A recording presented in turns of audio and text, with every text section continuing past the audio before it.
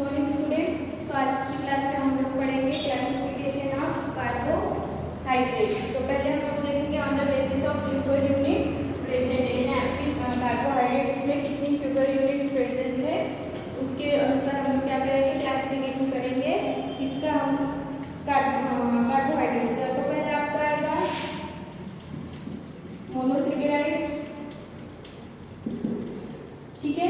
Then आपका आता है पॉलीसेकेराइड्स और थर्ड आपका आता है ओलिगोसेकेराइड्स, ठीक है। पहला आपका मोनोसेकेराइड्स, सेकंड है आपका पॉलीसेकेराइड्स एंड थर्ड है आपका ओलिगोसेकेराइड्स, ठीक है। अब मोनो यानी कितना, 1, पॉली यानी कितना, मोर देन 1, ओलिगो होंगे बिटवीन 2 to 10, पॉली आपका आ जाएगा मोर देन 10, पॉलीसेकेराइड्स में आपकी कितनी यूनिट्स होंगी, मोर देन 10, और मोनोसेकेराइड्स में कितनी होंगी, मोनो यानी do not hydrolysis further into small units, यानी इसको हम लिखेंगे do not hydrolysis further in small sugar units. अभी मोनो है वो ऑलरेडी एक है और उसका और छोटे शुगर यूनिट्स में हम उसको हाइड्रोलाइसिस करके डिवाइड नहीं कर सकते हैं। पॉली में आपकी कितनी यूनिट्स प्रेजेंट रहेगी, पॉलीसेकेराइड्स में कितनी sugar units, more than 10 sugar monosaccharides unit, ठीक है। कितनी रहेगी, the carbonate which upon hydrolysis give more than 10 monosaccharides units, यानी जब हम पॉलीसेकेराइड्स का हाइड्रोलाइसिस करेंगे, जब हम पॉलीसेकेराइड्स का हाइड्रोलाइसिस करेंगे तो क्या मिलेंगे हमको, more than 10 sugar monosaccharides unit. Clear. एक एग्जांपल देखते हैं, स्टार्च सेलुलोज, एग्जांपल है आपका स्टार्च सेलुलोज। जब आप स्टार्च या सेलुलोज का हाइड्रोलाइसिस करेंगे तो हमको more than 10 sugar monosaccharides unit मिलेगी। क्लियर, ठीक है। Oligosaccharide, the carbohydrate which upon hydrolysis give 2 to 10 monosaccharides unit, what monosaccharides, यानी जब आप क्या करोगे, ओलिगोसेकेराइड्स का क्या करोगे, जब आप ओलिगोसेकेराइड्स का हाइड्रोलाइसिस करेंगे तो हमको क्या मिलेंगे, बिटवीन 2 to 10, यानी 2 और 10 के बीच में हमको क्या मिलेंगे, मोनोसेकेराइड्स यूनिट मिलेगी। समझ में आ रहा है? इसका एग्जांपल लेते हैं, डाइसेकेराइड्स। डाइसेकेराइड्स यानी कितनी यूनिट मिलेगी हमको, कितनी मिलेगी डाइसेकेराइड्स में, यानी 2 मोनोसेकेराइड्स हमको यूनिट मिलेगी, किसमें से, डाइसेकेराइड्स में से। तो इसका एग्जांपल हम लोग देते हैं सुक्रोज। इसका एग्जांपल लेते हैं हम लोग सुक्रोज, जिसका होता है सुक्रोज का आपका हो जाता है C12H22C6H12, O आपका आ जाएगा, वो आपका आ जाता है, देन O11, वो आपका आ जाता है 11। जब आप इसको क्या करोगे, हाइड्रोलाइसिस करोगे, क्या करोगे, हाइड्रोलाइसिस करोगे तो हमको क्या देंगे, ये glucose and fructose, C6H12O6 plus C6H12O6, ठीक है। ये क्या है हमारा ग्लूकोज, ये क्या है हमारा फ्रुक्टोज। क्लियर हो रहा है? ये कौन सी शुगर कहा मैंने आपको, ये है आपकी सुक्रोज। ये क्या है हमारा सुक्रोज। सुक्रोज जो हमारा क्या है, ओलिगोसेकेराइड्स है, ये हमको क्या दे रहे हैं, 2 सेकेराइड्स दे रहे हैं। एक आपका आता है ग्लूकोज और एक आता है आपका फ्रुक्टोज। दोनों फॉर्मूले, ग्लूकोज और फ्रुक्टोज के दोनों के फॉर्मूले कैसे सेम है, इनके मॉलिक्यूलर फॉर्मूले सेम है, बट इनका स्ट्रक्चर कैसा रहेगा, मॉलिक्यूलर स्ट्रक्चर कैसा रहेगा, डिफरेंट रहेगा। इतना क्लियर हो रहा है? यस। आगे बढ़े। इसका एग्जांपल बता देती हूँ मैं। इसका एग्जांपल आपका ग्लूकोज, फ्रुक्टोज, यानी ये कैसे है, मोनोसेकेराइड्स है। इसको अगर हम लोग हाइड्रोलाइज करेंगे, ग्लूकोज या फ्रुक्टोज को अगर हम हाइड्रोलाइसिस करेंगे तो क्या होगा, ये हाइड्रोलाइसिस नहीं होते और टूट के हमको यानी हाइड्रोलाइसिस नहीं होते, ठीक है। तो इसकी डेफिनेशन क्या बताई थी मैंने, the simplest form of carbohydrate they do not give more similar sugar units that known as the monosaccharides. Clear, इतना समझ में आया, आगे बढ़े। चलो नेक्स्ट आपका देखते हैं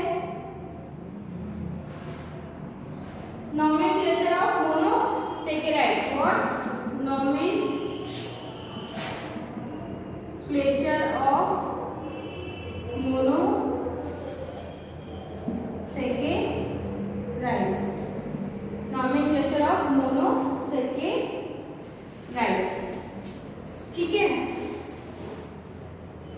इसमें हम लोग को देखेंगे, अगर आपके इसमें अभी हमको पता है कि कार्बोहाइड्रेट में दो ग्रुप प्रेजेंट हो सकते हैं, एक कौन सा आपका एल्डिहाइड ग्रुप प्रेजेंट हो सकता है और एक कौन सा होता है आपका कीटोन ग्रुप प्रेजेंट हो सकता है, ठीक है। ये हमको पता है कार्बोहाइड्रेट में कौन से, और एक आपका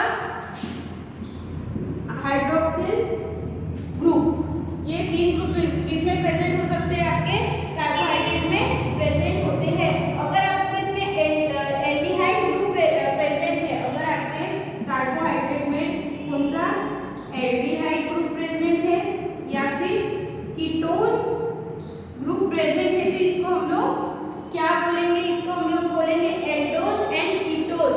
अगर आपके मोनोसेकेराइड्स कार्बोहाइड्रेट में क्या प्रेजेंट रहेगा, अगर एल्डिहाइड ग्रुप प्रेजेंट रहेगा तो हम उसको बोलेंगे एल्डोज, क्या बोलेंगे, एल्डोज। और वही कीटोन ग्रुप प्रेजेंट रहेगा तो हम लोग क्या बोलेंगे, कीटोज। Clear, yes. हम लोग मोनोसेकेराइड्स को हम लोग क्या बोल सकते हैं, मोनोसेकेराइड्स को हम लोग क्या बोल सकते हैं, ग्लूकोज भी बोल सकते हैं, जो हाइड्रोलाइसिस नहीं करता है, ठीक है। चलो नॉमेनक्लेचर देख लेते हैं।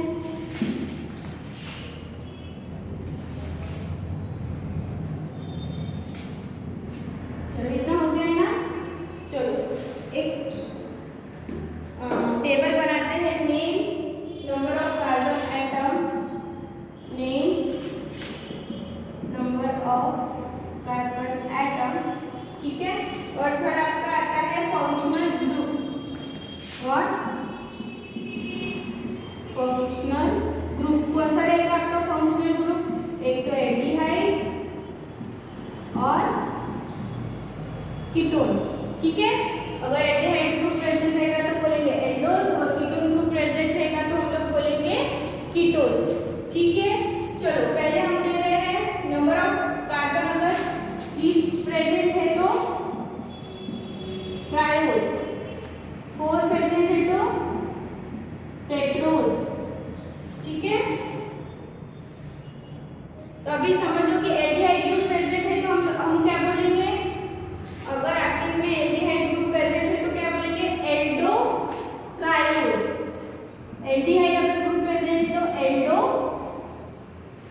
में से क्या हटा दिया, ऐसे हटा दिया है तो ये ट्रायोज मिल जाएगा, aldo triose.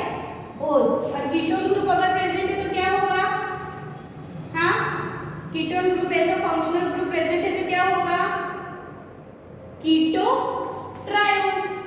What, keto triose, yes, समझ में आ रहा है। चलो टेट्रोज, अगर 4 कार्बन प्रेजेंट है तो सेम आएगा, एल्डो टेट्रोज। देन कीटो, अगर आपका कीटोन ग्रुप प्रेजेंट है कीटो टेट्रोज। सेम फॉर पेंटा, 5 के लिए हम लोग क्या लिखेंगे, पेंटोज, क्या लिखेंगे, पेंटोज। और 6 के लिए हम लोग क्या लिखेंगे, हेक्सोज,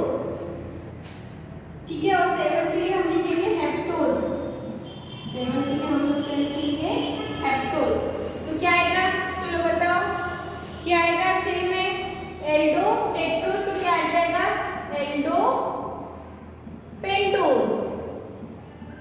ठीक है, इधर क्या आएगा कीटो पेंटोज। ठीक है, हेक्सोस के लिए क्या आएगा Aldo hexose. Ketone group present है तो कीटो हेक्सोस। ठीक है, हेप्टोस के लिए क्या आएगा, चलो क्या आएगा बताओ, एल्डो हेप्टोस। इधर अगर कीटोन ग्रुप प्रेजेंट है तो कीटो हेप्टोस। देख लो, ठीक है, क्लियर, इतना समझ में आया?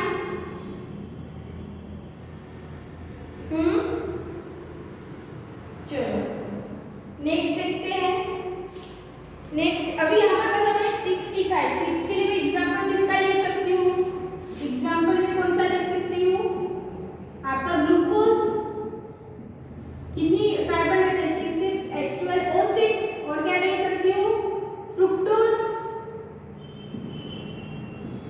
उसका भी कितने कार्बन एटम प्रेजेंट होते हैं 6, तो क्या आ जाएगा C6H12O6। ठीक है, आगे बढ़े, चलो अभी नेक्स्ट हम लोग पढ़ेंगे ग्लूकोज। व्हाट ग्लूकोज,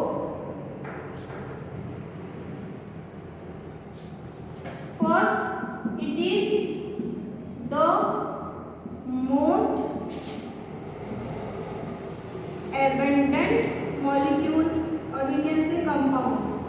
यानी जैसे आपका हाइड्रोजन सबसे आपके जो पीरियोडिक टेबल है उसमें हाइड्रोजन कैसे आपका सबसे बड़ा एबंडेंट मॉलिक्यूल है, तो सेम यहाँ पर आपके कार्बोहाइड्रेट्स में कौन है, ग्लूकोज है, जो सबसे ज़्यादा हमको मिलता है। Most naturally occurring compound, what it is a most naturally occurring compound। ठीक है, सो थर्ड आपका पॉइंट आएगा it is present in mostly all plants and fruits। ठीक है, ये हमको कैसे मिलेगा free form, it is available in free form and combined form. ठीक है, जैसे कंबाइन में देखेंगे तो हम लोग देखेंगे स्टार्च। स्टार्च किससे मिलके बना रहेगा आपका glucose and fructose. Cellulose and sugar भी लिख सकते हैं हम लोग, सेलुलोज एंड शुगर लिख देते हैं, cellulose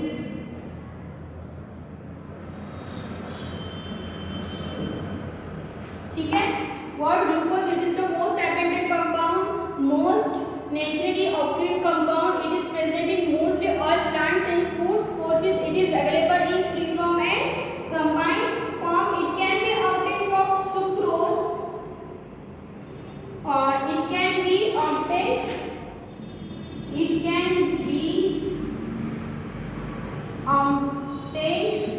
by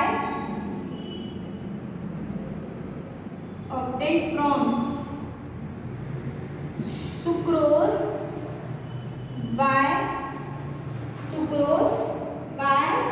acid catalyst, sucrose by acid catalyst hydrolysis. यानी हम इसे किससे ले सकते हैं, सुक्रोज से या फिर स्टार्च से। यानी हम इसको कहाँ से ऑब्टेन कर सकते हैं, सुक्रोज से या फिर स्टार्च से। कैसे कर सकते हैं, कैसे कर सकते हैं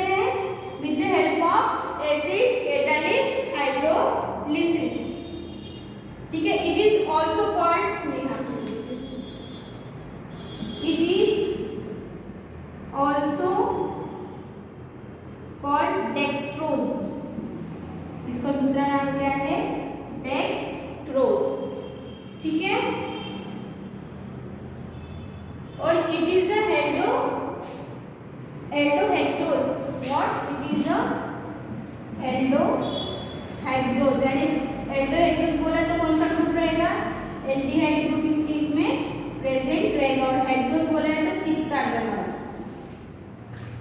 ठीक है, देखो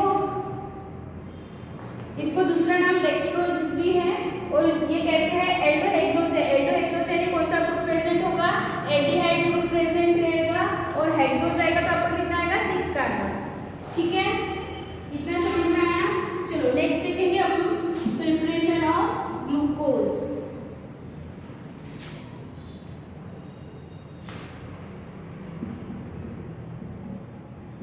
प्रिपरेशन ऑफ ग्लूकोज, ठीक है। तो उसमें हम लोग पहले मेथड देख रहे हैं, preparation of glucose from sucrose. तो पहले हम लिख रहे हैं फ्रॉम सुक्रोज। सुक्रोज को हम लोग क्या बोलते हैं, कैन शुगर या शुगर कैन। फ्रॉम सुक्रोज हम लोग कैसे लेंगे, चलो देखते हैं। पहले ये देखते हैं कि आपका सुक्रोज का क्या है, आपका मॉलिक्यूलर फॉर्मूला क्या है, C12H22O11। ये आपका क्या है, सुक्रोज। ये आपका क्या है, सुक्रोज है। ठीक है, इसको क्या करेंगे, हीट करेंगे with the presence of acidic nature. तो हमको क्या देगा, ये हमको ये दे रहा है ग्लूकोज एंड फ्रुक्टोज। क्या दे रहा है, C6H12O6 प्लस C6H12O6। तो क्या दे रहा है हमको, ये ग्लूकोज। क्या दे रहा है, ये ग्लूकोज एंड फ्रुक्टोज। ठीक है,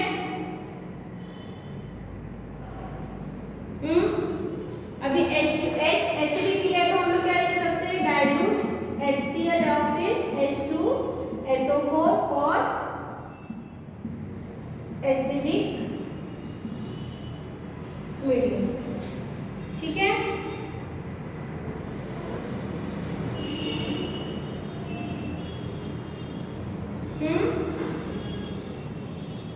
तो इसमें इसकी पहले इसकी पूरी प्रोसीजर क्या है, पहले क्या होगा, सुक्रोज लेंगे हम लोग। ठीक है, सुक्रोज लेंगे, उसको हाइड्रोलाइसिस करेंगे। किसके साथ हाइड्रोलाइसिस करेंगे, डाइल्यूट HCl और H2SO4 के साथ हाइड्रोलाइसिस करेंगे। फिर उसके बाद क्या होगा, इसको एटलीस्ट कितना आवर्स लगता है आपको हाइड्रोलाइसिस करने के लिए, आपको एटलीस्ट 2 आवर्स का टाइम लगता है। देन हम लोग क्या करते हैं, इसको क्या करते हैं, वार्म करते हैं। क्या करते हैं, थोड़ा सा गर्म करते हैं। ठीक है, समझ में आ रहा है। फिर convert sucrose into mixture of glucose and fructose. जब हम क्या करते हैं, हाइड्रोलाइसिस करते हैं डाइल्यूट HCl या और H2SO4 की प्रेजेंट में वार्म करते हैं, तो हमको क्या मिलता है, mixture of glucose and fructose. अभी ये मिक्सचर ऑफ ग्लूकोज और फ्रुक्टोज में से हमको ग्लूकोज को अलग करना है, तो हम किसका यूज करेंगे, हम लोग यूज करेंगे एथेनॉल का। हम लोग किसका यूज करेंगे, फॉर सेपरेशन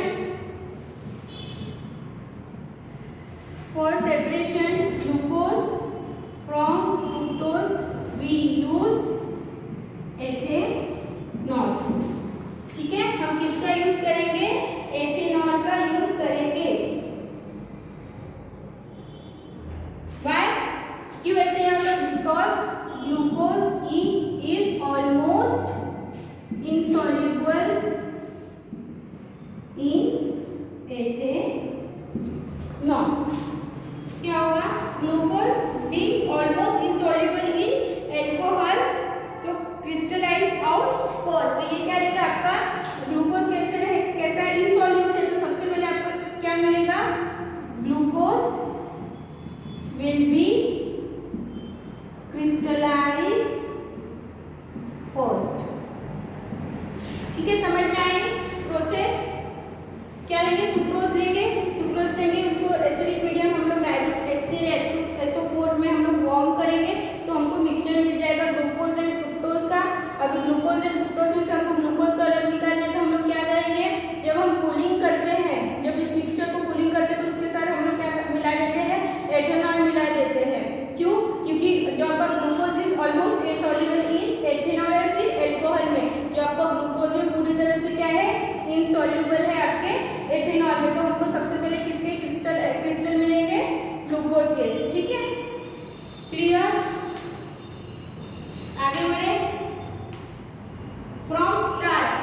सेकेंड आपका है फ्रॉम स्टार्च।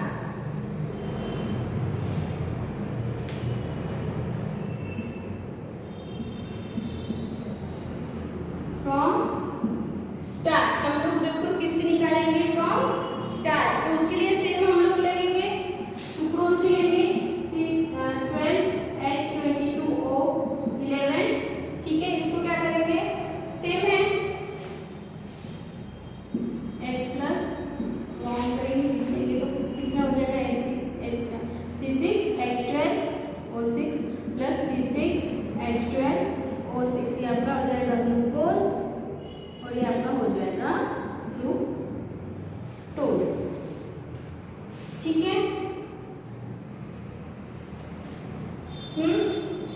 बट इसके लिए आपको टेम्परेचर इसमें कैसे जस्ट आपको वार्म करना है। जब आप लोग सुक्रोज यानी कैन शुगर से जब आप लोग क्या निकालते हैं ग्लूकोज को यानी ग्लूकोज आप लोग निकालते हो तो उसके लिए आपको सिर्फ वार्म करना पड़ता है। क्या करना पड़ता है? आपको सिर्फ वार्म करना पड़ता है। बट जब हम लोग स्टार्च से जब हम लोग निकालते हैं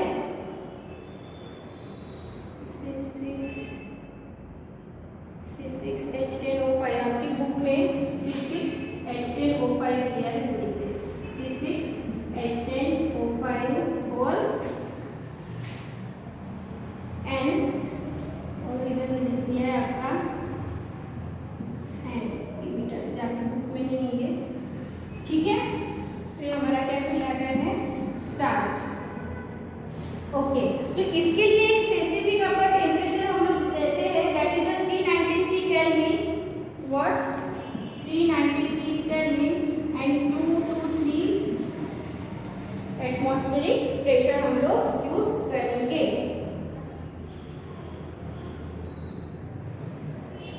ठीक है, क्या करेंगे? सेम प्रोसीजर है बट इसमें क्या करेंगे? एक स्पेशल आपका टेम्परेचर और आपका क्या रहेगा? प्रेशर रहेगा। आगे बढ़े,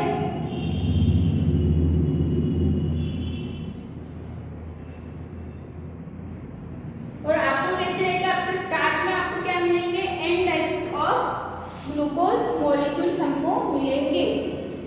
ठीक है, नेक्स्ट है आपका स्ट्रक्चर एंड प्रॉपर्टीज तो आपकी हो गई है। अभी हम लोग देखते हैं structure and properties of glucose.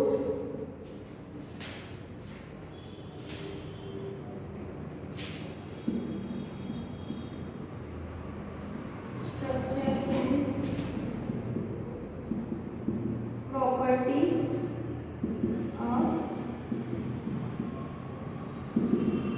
Glucose. ठीक है,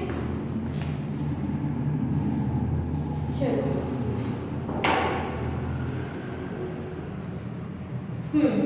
so first it is hexo structure. मैंने आपको बताया ये कौन सा स्ट्रक्चर है? हेक्सोस स्ट्रक्चर है। कौन सा ग्रुप प्रेजेंट रहेगा? एल्डिहाइड एंड 6 कार्बन इसमें प्रेजेंट रहेंगे। ठीक है, सेकेंड है चलो ग्लूकोज है वो मॉलिक्यूलर फॉर्मूला। सेकेंड आपका ग्लूकोज है मॉलिक्यूलर फॉर्मूला C6H12O6। ठीक है, ग्लूकोज है मॉलिक्यूलर फॉर्मूला C6H12O6। अगर आप इसका स्ट्रक्चर आप ड्रॉ करोगे तो आपको कैसे मिलेगा? चलो देख लेते हैं। CHO इधर आएगा आपका CHO, नीचे आपका आ जाता है देन CHOH और इधर आपका आ जाता है CH2OH। ये किसका स्ट्रक्चर है? आपका ग्लूकोज का स्ट्रक्चर है। ठीक है, ओके, ग्लूकोज है molecular formula C6H12O6 on the basis of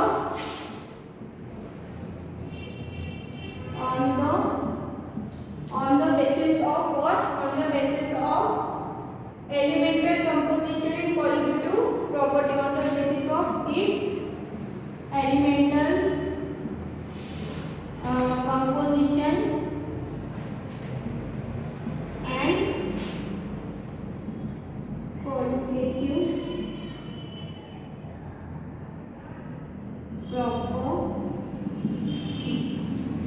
ठीक है, थर्ड देखते हैं, थर्ड पॉइंट क्या होगा देखते हैं।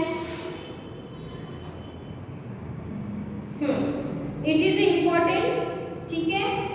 चलो, when glucose is heated with, when glucose is heated, इसमें से आपको ऑब्जेक्टिव के लिए आ सकता है, ठीक है। When glucose is heated with hydrogen iodide, so क्या होगा, इट गिव्स एन हेक्सेन, ठीक है। चलो लिखते हैं रिएक्शन। जो हमारा CHO CHOH 4 then CH2OH HI prolong heat, यानी बहुत हमको हीट देना पड़ेगा। प्रोलॉन्ग हीट यानी इसको हमको कैसे करना पड़ेगा, बहुत हीट देना पड़ेगा, ठीक है। तो हमको क्या मिल रहा है, एन हेक्सेन यानी हमारे कितने आ रहे हैं आपके, N hexane CH3 CH2 CH2 CH2 CH2 CH2 CH3, ठीक है। ये क्या कहलाएगा,